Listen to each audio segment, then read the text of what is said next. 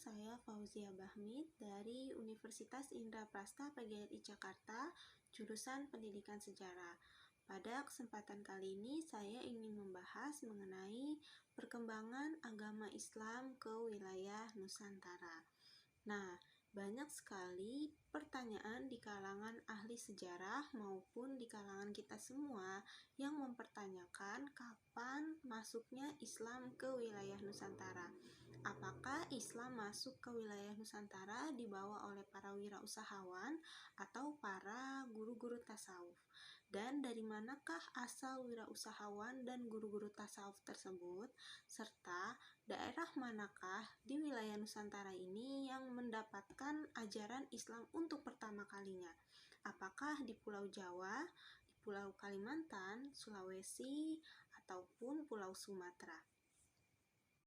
Mengenai kapan masuknya Islam ke wilayah Nusantara ini masih menjadi pertanyaan, karena wilayah Nusantara begitu luas dan posisi geografisnya terletak pada persimpangan jalan niaga antara Arab, Cina, dan juga India. Oleh karena itu, terdapat beberapa teori yang menjelaskan tentang proses masuk dan berkembangnya ajaran agama Islam ke wilayah Nusantara. Tentunya teori-teori ini telah dikemukakan oleh para ilmuwan sejarah yang telah melakukan riset atau penelitian sebelumnya. Teori yang pertama yaitu teori Gujarat yang dikemukakan oleh Dr. Snokumroj. Menurut teori Gujarat ini, Islam tidak mungkin masuk ke wilayah Nusantara langsung dari para pedagang Arab atau dari orang-orang Arab tanpa melalui ajaran tasawuf yang telah lama berkembang di wilayah Gujarat atau wilayah India. Dan dari teori ini pula dijelaskan bahwa daerah di wilayah Nusantara yang pertama kali mendapatkan ajaran Islam yaitu di Kesultanan Samudra Pasai pada abad ke-13 Masehi. Namun dalam teori ini tidak dijelaskan bahwa di Gujarat pada saat itu menganut mazhab apa dan di wilayah Samudra Pasai menganut mazhab apa. Teori yang kedua yaitu teori Mekah yang dikemukakan oleh Profesor Dr. Buya Hamka.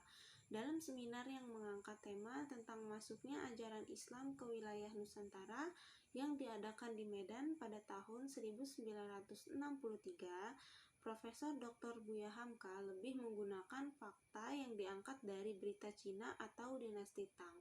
Adapun waktunya yaitu pada abad ke-7 Masehi.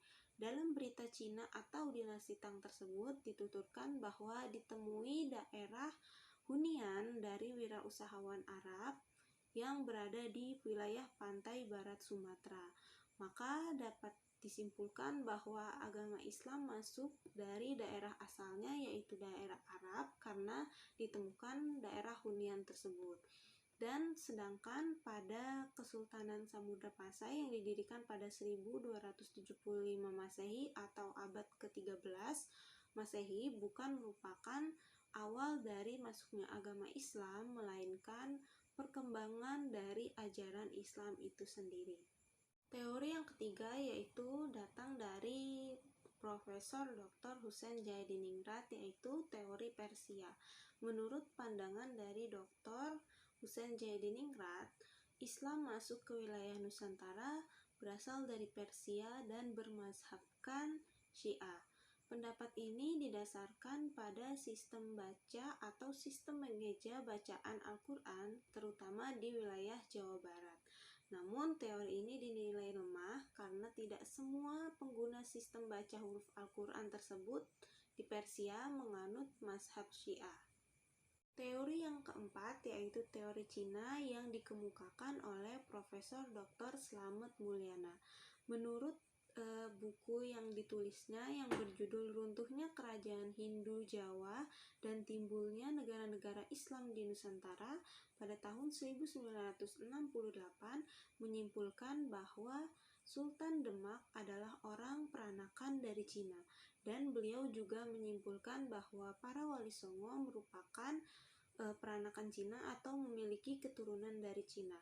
Hal ini tentunya bertolak belakang dari kronik Cina yang menurut budaya Cina jika dalam penulisan sejarah nama tempat yang bukan berasal dari negeri Cina akan ditambahkan atau akan menggunakan nama Cina.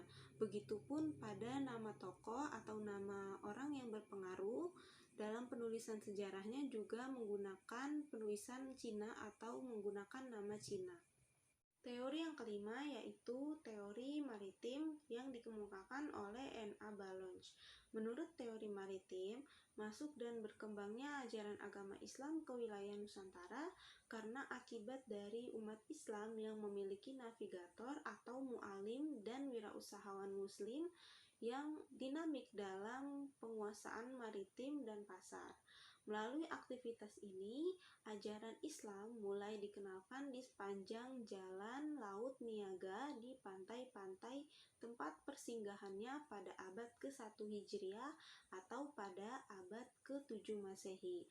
Oleh karena itu, selangkah awal sejarahnya, ajaran agama Islam ini dikenalkan di pantai-pantai Nusantara, Indonesia, hingga Cina Utara oleh para wirausahawan Arab. Dalam bukunya The Advent of Islam in Indonesia, Balonch menjelaskan tentang proses waktu yang dilalui untuk jalan dakwah atau pengenalan ajaran Islam ke wilayah Nusantara ini berlangsung selama 5 abad, yaitu dari abad 1 sampai 5 Hijriah atau abad 7 sampai ke 12 Masehi. Nah, itu tadi kelima teori yang menyatakan masuknya Islam ke wilayah Nusantara berdasarkan pendapat dari para ahli sejarah. Kurang lebihnya mohon maaf, semoga video ini bermanfaat. Wassalamualaikum warahmatullahi wabarakatuh.